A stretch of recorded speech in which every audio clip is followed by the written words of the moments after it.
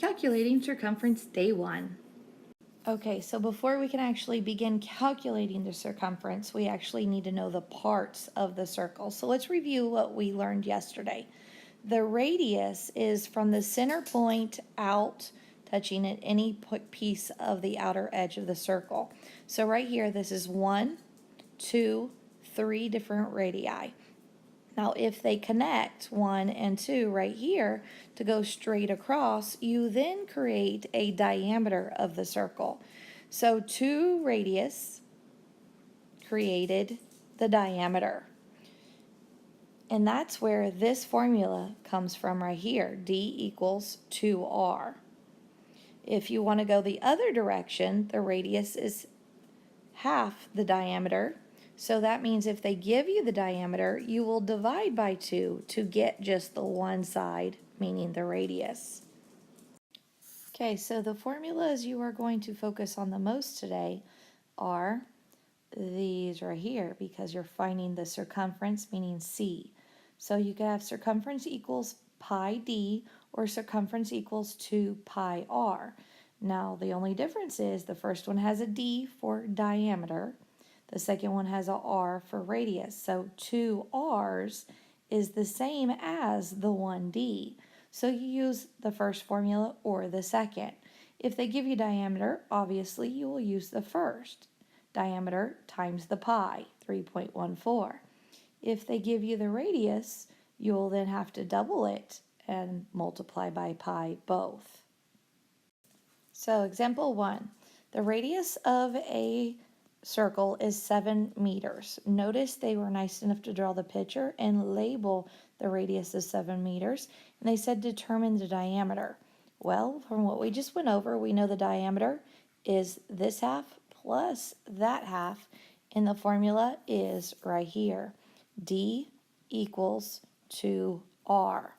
Now they gave us the radius, so that means we're looking for the diameter, so we copy the D, the R, the 2, and we're going to substitute in that R for a 7. So diameter ends up being 14, and you must put the units of m for meters. Example 2, it says, determine the circumference of a circle with the radius that is 13 inches. It tells you what to use for pi, and it says round to the nearest tenth. So they were not nice enough to draw us the picture. So please go ahead and do so and make sure to label. Now what we have drawn so far, as soon as you make the circle, is the circumference. So let's go ahead and just label the radius, which is from the center point out, and we're going to label 13 in for inches. Now that we have that, let's figure out which formula. They did give us the R radius, and they want the circumference, so I know I'm going to use this formula on the right. So C equals 2 pi r is what I will be solving. I know I'm looking for circumference, so C stays. The 2 always in the formula. Pi 3.14, and the radius they told us is 13. Now we just have to multiply all of this together. Now hopefully you realize that the memorized list goes through 12. So we're going to practice by multiplying all this out and just saying, okay, 3.14 times 13. It's the next one in your step from your homework. Multiply it. That should look familiar because that is times 3. And then times 1 is 314. Add straight down. Don't forget to move over twice. And that gets you 40. Now what you don't need to forget is what we've done so far is just the last 2. So this is times 40.82. We still have to double it. We still have to multiply by this 2, so we don't want to leave it off. All we've done is multiply by pi. So we multiply that times 2, and we will get the final answer of 81.64, and we need to put the unit of inches on your final answer. Okay, so the next exercise, we're looking at the 3 circles drawn for us, and it says determine the circumference of each circle, and it tells you to use for pi. So number 1, the first one, it's labeled all the way across, so I know that's the diameter, and this one has the d in it for diameter. So C equals pi d will be the formula I use. The second one, notice it's just the radius that is labeled, and this one has the r in it, so that is C equals 2 pi r. And the third one, it's back to labeling the diameter all the way across, so it is C equals pi d. Okay, now that we have selected the appropriate formulas, let's substitute in the numbers so we see the final answer of circumference.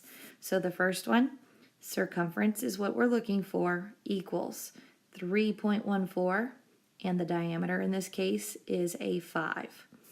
We have that on our memorized list or our homework from last night. So you know 3.14 times 5 is 15.7 meters. Now you're going to check for reasonableness because you should know that 5 times 3 is 15. So 15.7 is pretty dead on. Now we have the second one. You have looking for the C equals, copy the 2. The pi is 3.14, and the r in this case is an 8. Now this part we have on our memorized list, 3.14 times 8, so we have C equals 2, and 3.14 times 8 comes out to 25.12. Now we double that because we're multiplying by the 2, and we get 50.24, and that is a unit of inches. So again, check for reasonableness. 2 times 3 is 6, times 8 is 48, and that's pretty close. Last one. This is going back to the diameter because it's all the way across. So that's why we use the D. So C equals 3.14, and that's a 21 for diameter. Now 21 obviously is not on our cheat sheet because we didn't go that high, but you can still use that information because when I multiply 1 times 3.14, guess what I get? 3.14. Now mark it off and add that place value of 0. Put that placeholder in. Now you do know 2 times 3.14 is 628. So go ahead and put 6.28 or 628. Add straight down. Move over twice for that decimal of 0.14, and you have your final answer of circumference equals 65.94, and you need to put the feet on there. Now, checking for reasonableness, this is around 3 times 21, which is 63, so 65 is pretty close. So it is a reasonable answer. I hope you have enjoyed this production of Calculating Circumference. Stay tuned in tomorrow and you could figure out how to not only calculate circumference but area also.